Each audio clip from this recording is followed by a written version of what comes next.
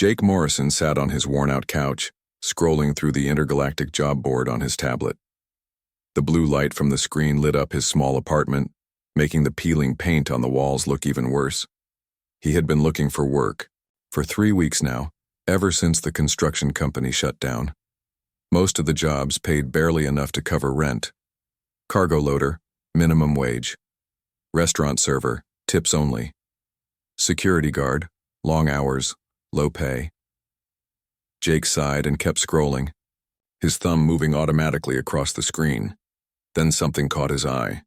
The posting glowed with a bright red border, the universal sign for extreme danger.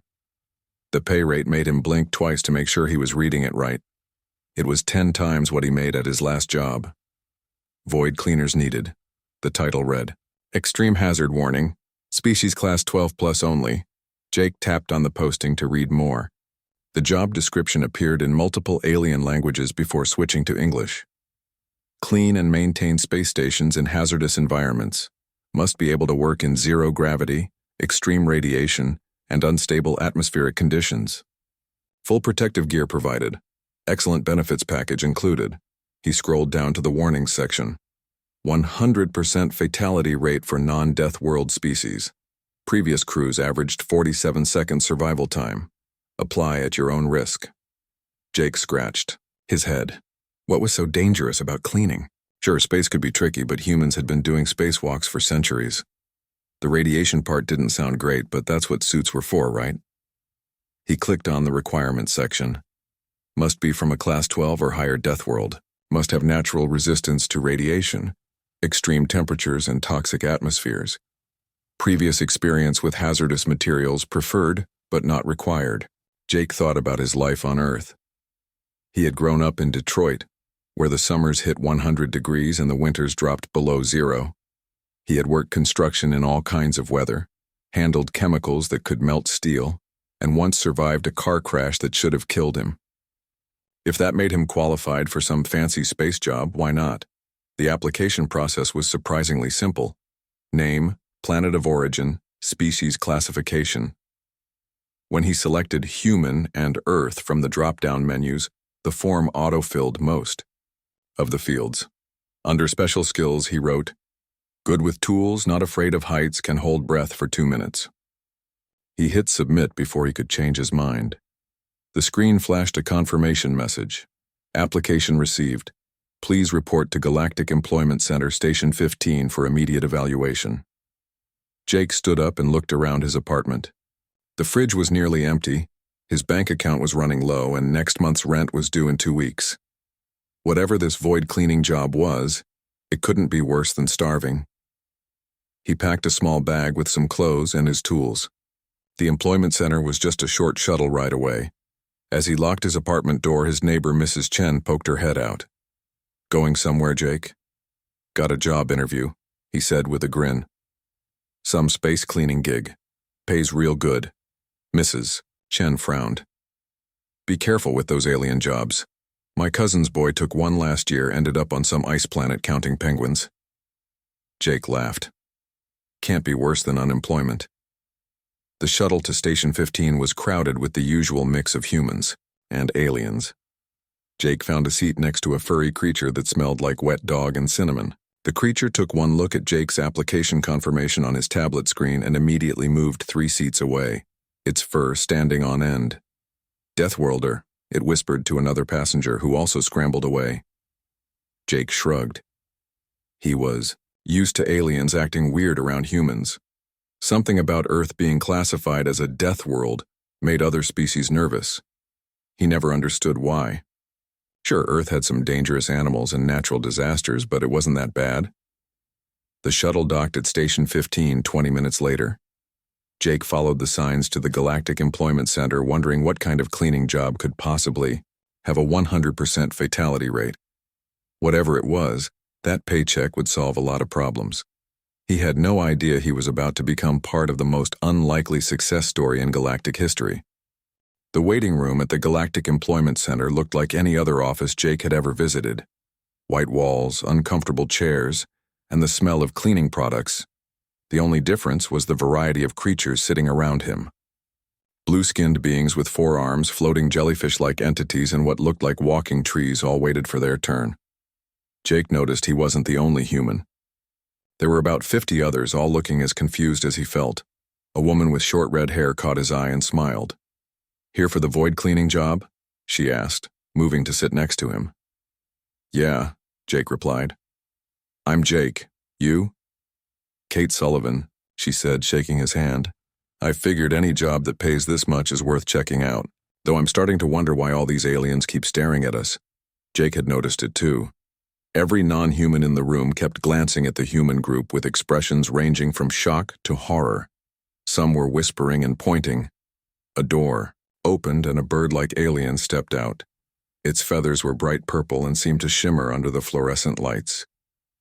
"Number 47, Jake Morrison?" it called in a high-pitched voice. Jake stood up. Kate gave him a thumbs up. "Good luck." The interview room was small and smelled like lavender. The bird alien sat behind a desk, its feathers ruffling nervously as Jake entered. A nameplate read, "Interviewer Crixtel." "Please sit," Crixtel said, gesturing with a wing. "I must verify. You are human? From Earth?" "That's right," Jake said, taking a seat. Crixtel's feathers puffed up. "And you understand this position involves extreme hazard? The mortality rate for non-Deathworld species is absolute?" Jake nodded. "Yeah, I read that part. But I've done dangerous work before. I used to build skyscrapers." The alien's beak opened and closed several times without making a sound. Finally, it managed. "You climbed tall structures voluntarily?" "Sure," Jake shrugged. "Someone's got to do it. The pay was decent and the view was great." Crixtel made a note on its tablet, talons shaking slightly. The job posting mentioned radiation exposure. "How do you feel about that?" "Well, I'd prefer to avoid it," Jake said honestly. "But that's what protective suits are for, right? The radiation levels often exceed suit capacity," Crixtel explained. "Previous crews experienced cellular breakdown within minutes." Jake thought about this. "What kind of radiation are we talking about?" "Because I worked cleanup after a chemical plant explosion once. The whole area was contaminated. We just took turns doing short shifts." The alien dropped its tablet. You exposed yourself to toxic chemicals? On purpose?" "Had to clean it up somehow," Jake said. "The overtime pay was amazing." Crixtel retrieved its tablet with trembling wings. "The position also involves working in zero gravity during solar flares, handling unstable antimatter residue, and occasional exposure to temporal anomalies." Jake leaned forward. "Temporal? What now?" "Time distortions," Crixtel clarified.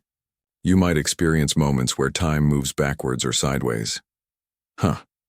Jake considered this. "That's new, but I'm willing to learn." The alien stared at him for a long moment. "Mr. Morrison, are you aware that your species is classified as Category 12 Apex on the Galactic Danger Scale?" "Is that good?" "It means your planet actively tries to kill you and you consider this normal," Crixtel said. "Most species would die instantly in your atmosphere. The oxygen alone is basically fire air to us." Jake laughed. "Really?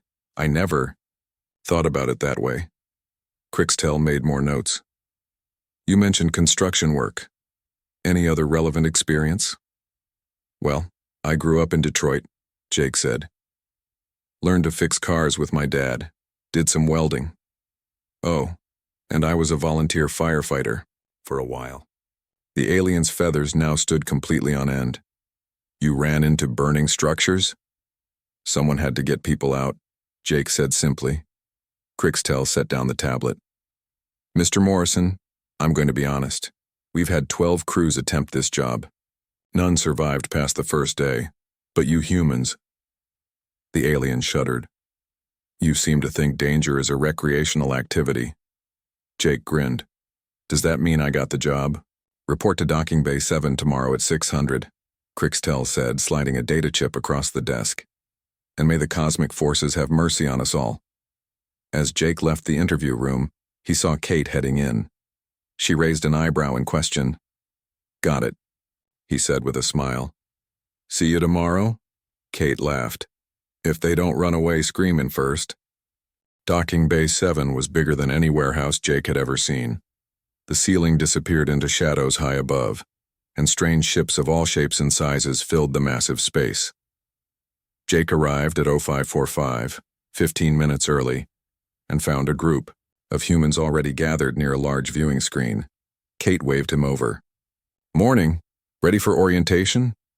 Jake joined the group. Besides Kate, there were 3 others. A tall man with a Texas drawl introduced himself as Luke Carter. Next to him stood Amy Nguyen, who mentioned she was from California. The last member was Emma Davis, a quiet woman from Maine with steady gray eyes. Looks like we're the crazy ones, Luke said with a grin. 5 humans willing to take the galaxy's deadliest job. A door slid open, and a large alien entered. It looked like a cross, between an octopus and a bear with purple skin and 6 tentacle-like arms. Each arm held a different device or tablet. Greetings, humans, the alien said in a deep voice. I am Coordinator Vexthal. I will be your supervisor, assuming any of you survive the orientation. The humans exchanged glances. Amy raised her hand. Quick question. Why does everyone keep talking about survival? What exactly are we cleaning? Vexthal's skin changed color from purple to pale lavender. You will be cleaning damaged space stations, abandoned ships, and research facilities. These locations contain extreme hazards that have killed every previous crew. The alien activated the viewing screen. Images appeared showing twisted metal, glowing radiation fields, and strange energy patterns. This is Station Omega 9. Last week, a crew of Zentari warriors attempted to clear the debris. They lasted 47 seconds. What happened to them? Emma asked. The radiation melted their protective suits, Vexthal explained. Then the zero-gravity environment caused their bodily fluids to boil. It was unpleasant. Jake studied the image. What kind of radiation are we talking about? Gamma bursts. Cosmic rays and exotic particles from a nearby pulsar, Vexthal said. The levels would kill most species instantly. Luke whistled. Sounds like a fun day at the beach. The alien's tentacles writhed in confusion. Beach? How is this similar to your recreational areas? Ever heard of sunburn? Kate asked. Or jellyfish or sharks? Vexthal's color shifted to bright orange. You expose yourselves to radiation damage and predatory creatures for enjoyment? Don't forget riptides, Amy added. Those'll drag you right out to sea. The coordinator made a strange gurgling sound. Perhaps we should continue with the equipment briefing. Vexthal led them to a row of advanced spacesuits. They were bulky and covered in strange symbols and blinking lights. These suits provide maximum protection against radiation, extreme temperatures, and vacuum exposure. They are rated for 30 minutes, Jake guessed, remembering what the interviewer had said about exceeding suit capacity. Correct, Vexthal said. Though most species can only tolerate 20 minutes before organ failure begins. Emma examined one of the suits. These look similar to our deep-sea diving gear. How's the mobility? Limited, Vexthal admitted. The shielding adds considerable mass. No problem, Luke said. I used to wear full firefighter gear in Texas summers. This actually looks lighter. The alien's tentacles drooped. You wore heavy, protective equipment in extreme heat? Voluntarily? Had to. Luke shrugged. Fire doesn't wait for good weather. Vexthal moved on to the tools. These are matter disintegrators for breaking down large debris. Be extremely careful as they can cut through anything, Amy finished. Cool. I used plasma cutters in my welding job. Same idea? More powerful, Vexthal said weakly. 1. Mistake could vaporize.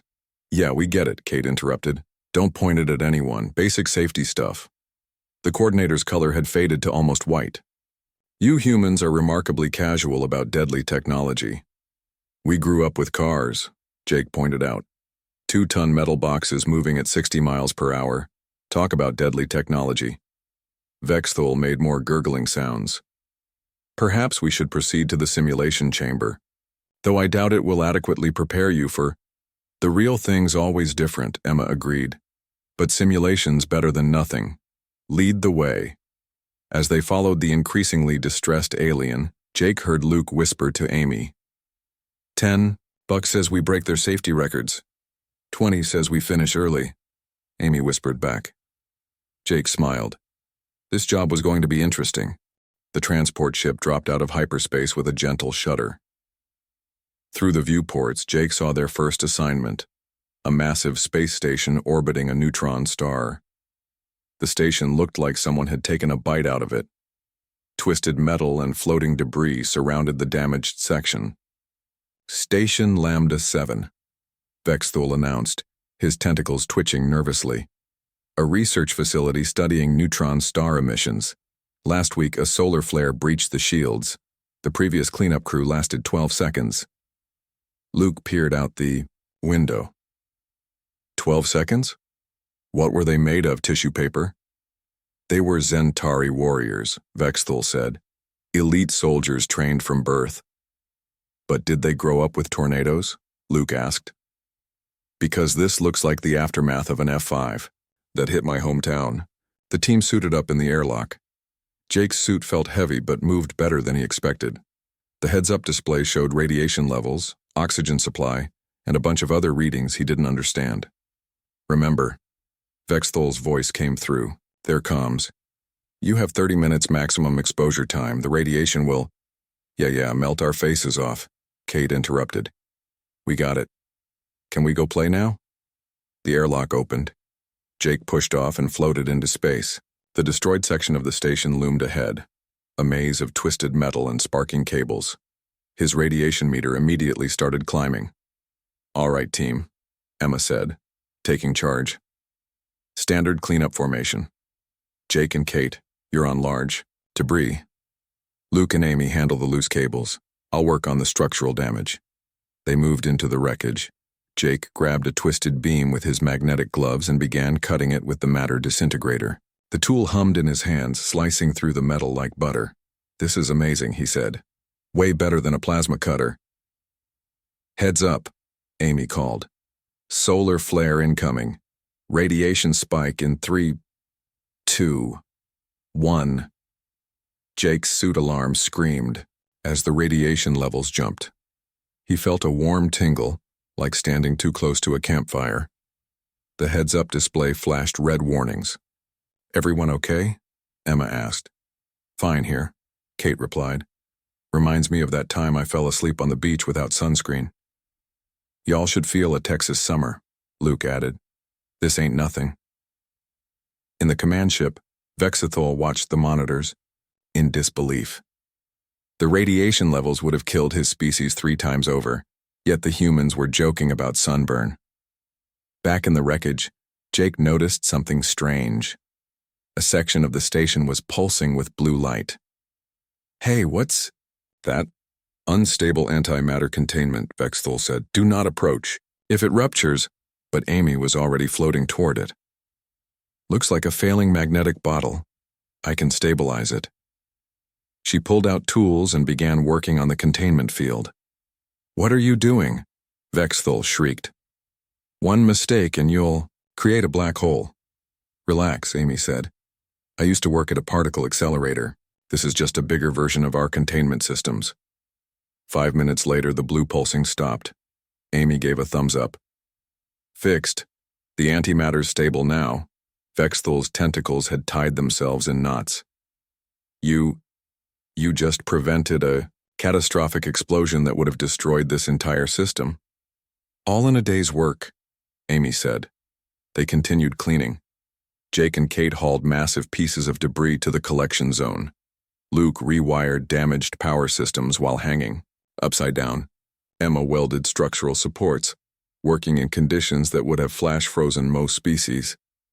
25 minutes into the job, Emma called out, All right, team, we're done. Let's head back. Done, Vexthul sputtered. The estimated cleanup.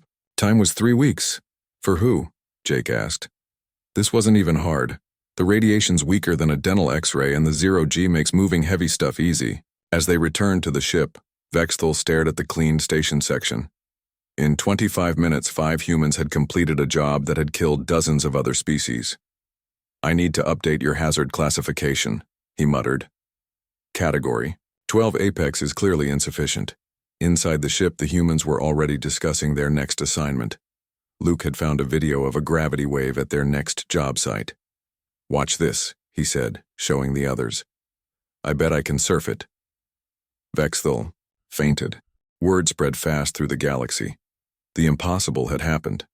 A human crew had not only survived the deadliest cleaning job in known space, but they had finished early and asked for more work. News networks across different systems ran the story. "Deathworld species treat certain death as light exercise," one headline read. "Insurance companies in panic as humans refuse to die," said another. In a fancy boardroom on the Galactic Trade Hub, executives from Stellar Clean Corporation watched the footage of Luke surfing a gravity wave. He had strapped a piece of debris to his feet and ridden the distortion like it was an ocean wave back on Earth. "This is impossible," the CEO, a crystalline being named Zixtar, said. "No species can survive those conditions." "The humans can," replied the safety director. "They've completed 15 assignments this month, 0 casualties. They're requesting hazard pay bonuses because the work is, and I quote, too easy." Zixtar's crystal structure flickered with disbelief. "Too easy? They're cleaning zones that killed our best crews." Meanwhile, on the human ship, the team was having lunch. Jake unwrapped a sandwich while floating in zero gravity. Crumbs drifted around him like tiny asteroids. "So I was thinking," Luke said, catching a floating potato chip, "we should ask for a raise. This job's kinda boring." Kate nodded. "Yeah, I mean the radiation's barely noticeable, and the 0G just makes everything lighter." Vexthal, who had returned from his medical leave after fainting, listened with growing anxiety. "Boring? You've broken every safety record in galactic history." "Speaking of records," Amy said, "I uploaded that video of Luke surfing the gravity wave. It's gone viral. We're getting fan mail." Emma checked her tablet. "The Krellix News Network wants an interview. They're calling us the unkillable ones." Jake laughed. "That's a bit dramatic. We're just doing our job." The next day, they gave the interview.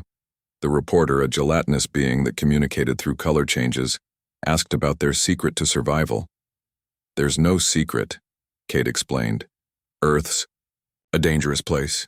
We've got volcanoes, earthquakes, hurricanes, tornadoes, tsunamis, and that's just the weather. Don't get me started on the wildlife. Or the traffic," Jake added. "Ever driven in New York during rush hour? Now that's scary." The reporter turned deep purple with shock. "You pilot vehicles in crowded conditions? For transportation?" "Sure," Luke said, "and we do it while drinking hot coffee and texting." The reporter quivered. But the station you cleaned had Class 9 radiation." "About as strong as a microwave oven," Amy shrugged. "My grandma has one in her kitchen." After the interview aired, the team started getting strange requests. Companies wanted to study them. Scientists wanted samples. The Galactic Safety Board wanted to ban them from working because they were making everyone else look bad. But the biggest change came from the insurance companies. They announced they would no longer cover non-human cleaning crews. "The math is simple," explained an insurance executive. "Human crews have a 100% survival rate. Everyone else has a 0% survival rate. We can't justify the risk." This created a problem. Suddenly, every dangerous cleaning job in the galaxy needed humans. But there were only 5 of them. Jake had an idea. "Why don't we train more humans? Plenty of folks back on Earth need good-paying jobs." Vexthal, who had started taking anxiety medication, whimpered. "More humans? In space? Doing dangerous jobs?" "Sure," Emma said. "We could start a training program, teach them everything we know." "Everything you know?" Vexthal's tentacles nodded. "But you don't follow any safety protocols. You treat deadly radiation like sunshine. You surf gravity waves." "Exactly," Kate grinned. "That's what we'll teach them." Within a week, they had set up Earth's first Void Cleaner Academy. The pay attracted hundreds of applicants. Construction workers, firefighters, deep-sea welders, and storm chasers all lined up for a chance at the galaxy's most dangerous job. The first graduation class of 50 humans shipped out a month later. Alien news networks prepared obituaries. Insurance companies braced for massive claims. Instead, all 50 completed their assignments and asked for harder ones. The galaxy would never be the same. The message arrived on a quiet Tuesday morning. Jake was teaching a class of new recruits about radiation types when his communicator buzzed with an urgent alert. The holographic display showed a contract marked with the highest danger classification in galactic records. Phantom Nebula, Jake read aloud. Nobody's ever come back from there. The classroom fell silent. Even the newest students had heard stories about the Phantom Nebula. Ships entered and never returned. Probes sent back garbled data before going dark. The area was marked on star charts with skull symbols in 12 different alien languages. Bexthol rushed into the classroom, his tentacles pale with fear. "Please tell me you're not considering this contract." Kate looked up from the details. "Triple hazard pay, full salvage rights, and a bonus big enough to buy a small moon. Why wouldn't we consider it?" "Because it's impossible," Vexthol wailed. "The Phantom Nebula contains temporal anomalies, reality warps, and something our scientists call existence static. You can't clean something that doesn't follow the laws of physics." Emma studied the data. Temporal anomalies, like time moving. Backward or sideways, Vexthol shuddered, or in loops. One probe recorded the same second repeating for 3 days before its signal died. Luke grinned. "Sounds like when I got stuck in that traffic circle in Boston." The team gathered to discuss the contract. Amy pulled up what little information existed about the nebula. "Look at these readings. High-energy particles, gravitational fluctuations, and these weird spikes that don't match any known phenomenon. The scientists call them reality tiers," Vexthol explained. "Places where the universe just stops making sense." Jake looked at his team. "What do you think?" "I'm in," Kate said immediately. "This is the first job that actually sounds challenging." "Same." Luke nodded. "Plus, I want to try surfing a time wave." Amy and Emma agreed. They began preparing specialized equipment based on the limited data available. The whole academy watched as they loaded their ship. "If you don't come back," Vexthol said, "Can I have your coffee maker?" "We'll come back," Jake assured him. "We always do." The journey to the Phantom Nebula took 3 days. As they approached, their instruments began showing impossible readings. Negative energy, inverse time flow, and temperatures that somehow registered as both absolute zero and stellar core hot simultaneously. "Now this is more like it," Kate said, watching the swirling colors outside. "Finally, something interesting." They entered the nebula slowly. Reality immediately began to bend. Jake watched his hand move before he decided to move it. Amy saw echoes of herself performing actions she hadn't taken yet. "This is wild," Luke laughed.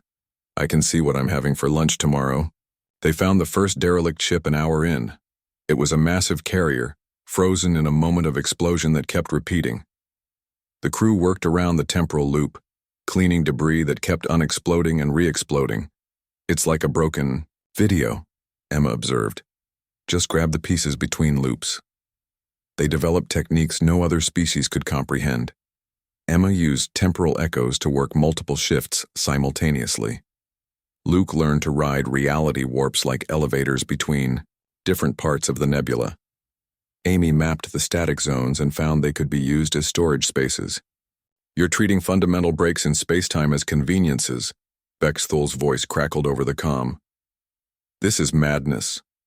"No," Jake replied. "This is just another Tuesday." They found 12 lost ships, 3 research stations, and something that might have been a small moon turned inside out. Each discovery pushed the boundaries of what they thought possible. On day 6, they encountered the heart of the nebula, a sphere of pure impossibility, where time, space, and reality collapsed into something else entirely. "It's beautiful," Kate whispered, staring at colors that didn't exist. "It's a fundamental tear in the universe," Vexthol screamed. "Get away from it!" Instead, Jake reached out and touched it. The sphere pulsed, shifted, and stabilized. The chaotic energies of the nebula began to calm. Huh, Jake said. It just needed someone to give it a little push. They emerged from the Phantom Nebula 2 weeks later, their ship loaded with salvage technology and their reports full of impossible achievements. The galaxy watched in stunned silence as the humans casually described surfing time waves and using reality tears as shortcuts. The impossible job was done again. 6 months after entering the Phantom Nebula, the human crew had turned the impossible into routine.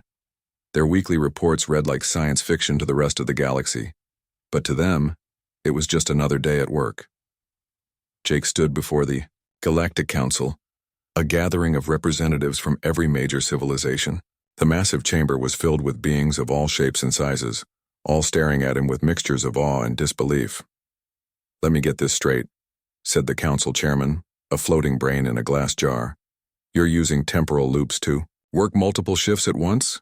"That's right," Jake nodded. "Emma figured it out. If you catch the loop at the right moment, you can have 3 versions of yourself working simultaneously. Really speeds things up." A crystalline delegate chimed in. "And the reality warps? You're using them as transportation?" "Yeah, Luke calls it warp surfing," Jake explained. "Once you understand the flow patterns, you can ride them across the nebula. Saves a lot of fuel." The chamber erupted in whispers. The Zentari ambassador, covered in battle scars, stood up. "This is impossible. My people are the greatest warriors in the galaxy, and we couldn't survive 5 minutes in that nebula." Kate, who was attending via hologram, laughed. "No offense, but being good at fighting doesn't help much when reality stops working. You need to be comfortable with chaos." "Comfortable with chaos?" the ambassador sputtered. "The nebula defies every law of physics." "So does Earth weather," Amy chimed in. "Ever seen a tornado form or ball lightning? We grew up with weird stuff." The council chairman rustled his papers. "Your reports mention something called existence static. Our scientists say it's a breakdown of reality itself." "Oh, that stuff?" Luke said casually. "We use it for storage. Nothing decays in there. Perfect for keeping our lunch fresh." Several delegates fainted. Emma pulled up a holographic display. "Here's our progress report. We've cleared 78% of the nebula, recovered 47 lost ships, and stabilized 3 major reality tears. We should finish ahead of schedule." "Ahead of schedule?"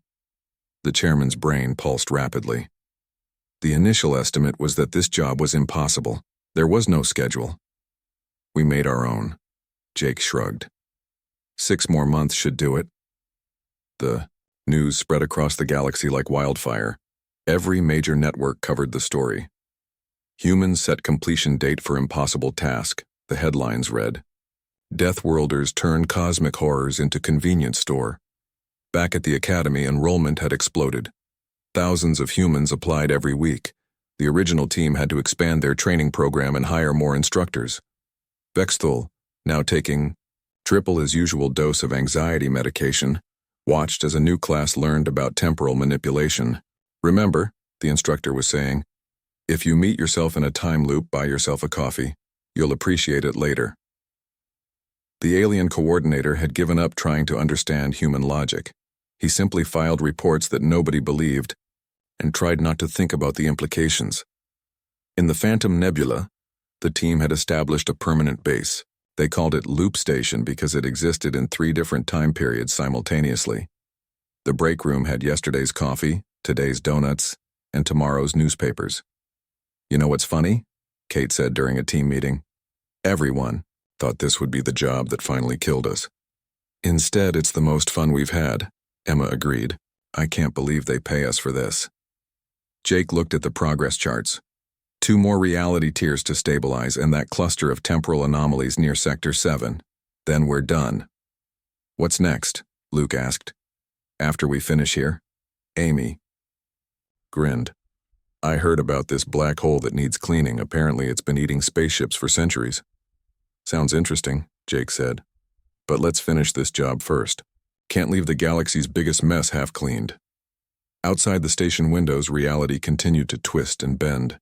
Colors that couldn't exist painted impossible patterns across space. Time flowed backward, forward, and sideways all at once. 2.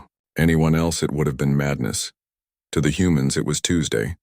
1 year after humans first took the galaxy's deadliest job, everything had changed. Void cleaning was now an exclusively human profession, with training academies on every continent back on Earth. What aliens considered certain death had become humanity's most popular export. Kate Sullivan stood on the observation deck of her new ship, the Reality Bender. As CEO of Sullivan Void Cleaning Services, she now employed over 1,000 humans across 50 star systems. Her company's motto was simple: if it can kill you, we can clean it. "Ma'am," her assistant called, "we have 3 new contracts. Supernova remnant, a quantum cascade failure, and something called a dimensional rift." Kate smiled. "Send Johnson's team to the supernova. They love radiation. Give the quantum thing to the New York crew and I'll handle the rift myself. I need some exercise." Below her, dozens of human crews prepared for their assignments.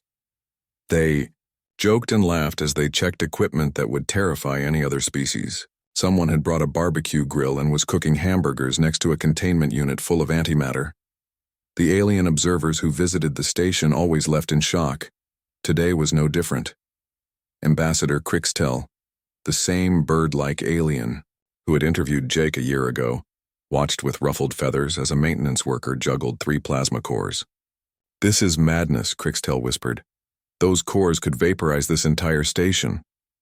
"Only if you drop them," the worker replied, catching all 3 without looking. "Want to try?" Crixtel fainted.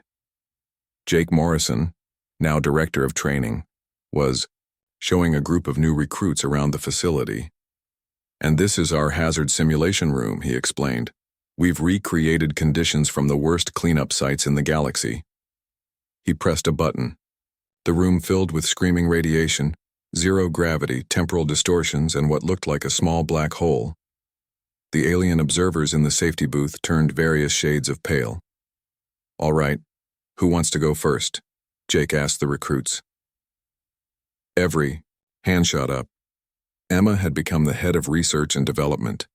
Her latest invention was a suit that could survive inside a star. The tricky part was keeping the wearer cool, she explained to a group of scientists. Humans don't like temperatures above 100 degrees Fahrenheit. Inside a star? One scientist squeaked.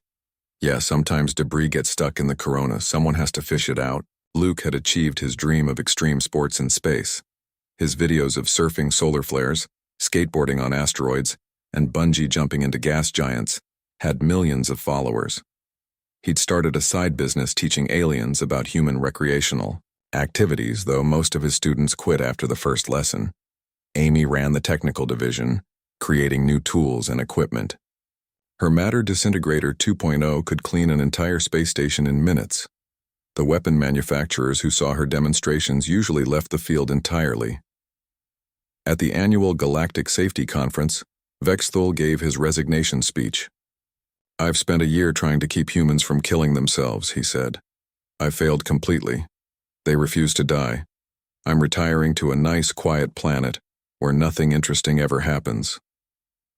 The conference gave him a standing ovation. Meanwhile, the original team had reunited for a special project. They stood before the event horizon of the galaxy's largest black hole, the one Amy had mentioned months ago. "So," Kate said, checking her equipment, "we just go in, clean out all the ships. It's eaten over the centuries and come back out." "That's the plan," Jake nodded. "The temporal dilation means we'll experience about a day while a year passes outside." "Perfect," Luke grinned. "I can catch up on my reading." They dove into the black hole like it was a swimming pool. The rest of the galaxy watched in horror, certain this would finally be the end of the crazy humans. 3 days later, they emerged with holds full of salvaged ships and technology from civilizations long thought extinct. They also brought back photos of themselves having a picnic at the Singularity. The galaxy had learned an important lesson. Never tell a human something is impossible. They'll do it anyway, and probably turn it into a tourist attraction. As Jake Like to say, the universe is dangerous. Good thing humans are worse.